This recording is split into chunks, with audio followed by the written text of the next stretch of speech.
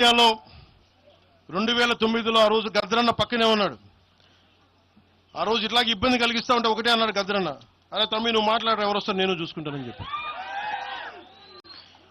ఒకటే చెప్తా ఉన్నాను, ప్రాంతీయ తెలంగాణ ఆవిర్భావాన్ని, తెలంగాణ రాష్ట్ర ప్రయోజనాల్ని, తెలంగాణ రాష్ట్రాన్ని ఏ రోజు కూడా జనసేన అగౌరవపరచలేదు, గుండెల్లో పెట్టుకుంటుంది జనసేన. అలాగే ప్రాంతీయతను మేము గౌరవిస్తాం. అదే ప్రాంతీయత పేరుతోటి జాతీయవాదాన్ని బలహీనపరిస్తే జనసేన ఎప్పటికీ అంగీకరించదు. మేము దానికోసం కొట్లాడతాం, నిలబడతాం. ఇది మీరు ఇలా మాట్లాడితే రేపు పొద్దున ఎక్కడ దాకా పోతాయంటే,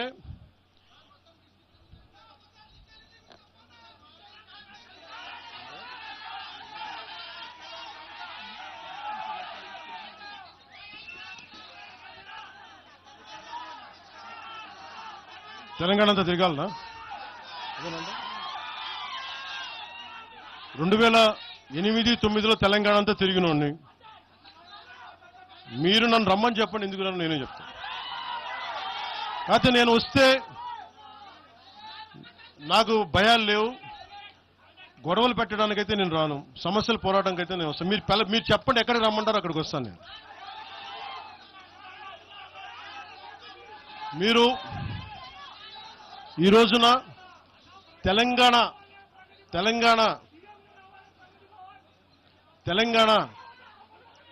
తెలంగాణకి సంబంధించి ఈ నాయకులు మాట్లాడే విధానంగా చూస్తే ఆంధ్రప్రదేశ్లో ఉన్న తెలంగాణ ఐఏఎస్లు కానీ, ఐపీఎస్లు కానీ, ప్రజలు కానీ, తాడేపల్లిగూడెంలో ఈ మధ్యన తెలంగాణ డ్రైవర్లు పాపం ఇబ్బంది పడతా ఉంటే జనసేన ఎమ్మెల్యేనే కూర్చోబెట్టి అందరికీ ఆదుకున్నారు ఆయన.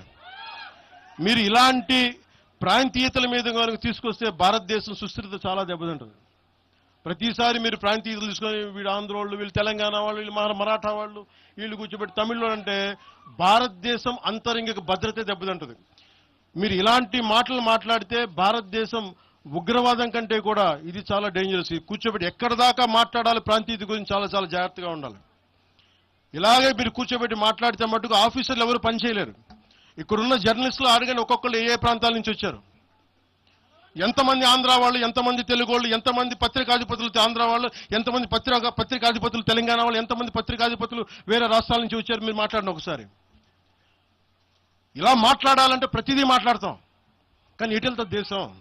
ఎంతకాలం భయపడతారు? ఎంతకాలం విచక్షణ, ఎంతకాలంతో విభజిస్తారు మీరు? తెలంగాణను వ్యతిరేకించింది ఎవరు? సిపిఎం వ్యతిరేకించింది. సిపిఎం గురించి మీరు ఎందుకు మాట్లాడరు? ఎంఐఎం వ్యతిరేకించింది తెలంగాణ విభజన, వాళ్ళు ఎందుకు మాట్లాడరు? నోరు తెరవని జనసేన గురించి మీరు టార్గెట్ చేస్తారు. మేము భయపడతామన్నా? నేను పార్టీ పెట్టాను అంటే చచ్చిపోవడానికి సిద్ధపడే పార్టీ పెట్టాం. ఒక కాంగ్రెస్ నాయకుడు ఐ లవ్ పాకిస్తాన్ డిబేట్ లో మాట్లాడే ఒక కాంగ్రెస్ నాయకుడు ఈరోజు మీడియా ముందుకు తీసుకొచ్చి పవన్ కళ్యాణ్ ప్రెస్ మీట్ పెడితే పీస్ అండ్ హార్మనీ దెబ్బతింటుందని కామెంట్ చేస్తా ఉన్నారు. మనల్ని ఎవరు ఆపేది? అంటే వీళ్ళందరికీ ఐ లవ్ పాకిస్తాన్ అంటే వీళ్ళకి అసలు లోపటి నుంచి మొత్తం కదులుతూ ఉంటాయి అందరికీ. అంటే ప్రెస్ మీట్ పెడితే పీస్ అండ్ హార్మనీ, మీరు ఐ లవ్ పాకిస్తాన్ అంటే it's okay. When I want to do press addressing, then it's an issue for you. Law and order issue అది. పెహల్గామ్ లో ఇంతమంది ఉగ్రవాదులు చంపేస్తే ఈ సోకాల్ కాంగ్రెస్ నాయకుడు ఎందుకయ్యా మాట్లాడలా? ఎందుకు మీరు నోరు మెదపులా? ఇప్పుడు కూర్చోబెట్టి మీకు ఐ లవ్ పాకిస్తాన్ వస్తుందా? మీకు ఆంధ్రాన్ని ద్వేషించండి, ఆంధ్రావాణి ద్వేషించండి, జనసేనను ద్వేషించండి, అక్కడెక్కడో దూరంగా బాంబులు పెట్టే పాకిస్తాన్ మటుకు మీరు ప్రేమించండి. అది కాంగ్రెస్ నాయకులు చేసేదా? ఎక్కడ మాట్లాడతారు? ఎక్కడ ఆపుతారు? ఇది విభజన స్టార్ట్ అయితే ఒకసారి మెంటల్గా స్టార్ట్ అయితే ఎక్కడ ఆగుద్ది? ఇది ఎట్టుపోద్ది? తిరిగి గడియల పాలన పట్టుకొస్తారా మళ్ళీ మీరు? తిరిగి దొర మీ కాలు మొక్తాను దొర అని చెప్పాలా? మళ్ళీ అలాంటి పాలన పట్టుకొస్తారా మీరు?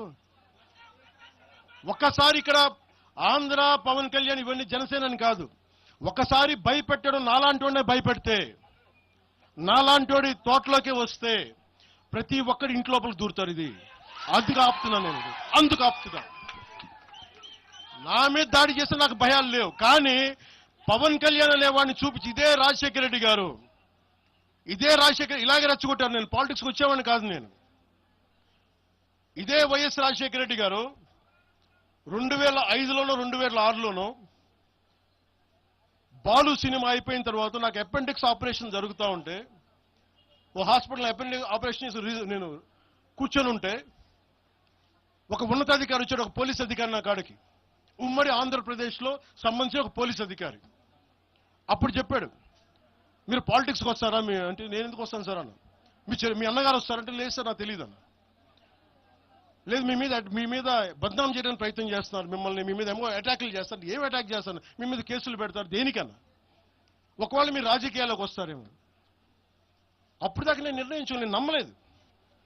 నేను అందరిలాగే సగటు మన మల్లికార్జున లాగా, చుంచుపెంటలో మల్లికార్జున నేను అమాయకుని నమ్మా అలాంటి ఎందుకు చేస్తారని. కానీ 2 సంవత్సరాల తర్వాత చాలా పకడ్బందీగా ఆ అధికారి ఏం చెప్పాడు అదే చేశారు. ఈరోజు బెదిరించే వాళ్ళకి చెప్తా ఉన్నా, రాజశేఖర రెడ్డి గారి బతుకున్నప్పుడు తెరవని గొంతంతా, లెగవని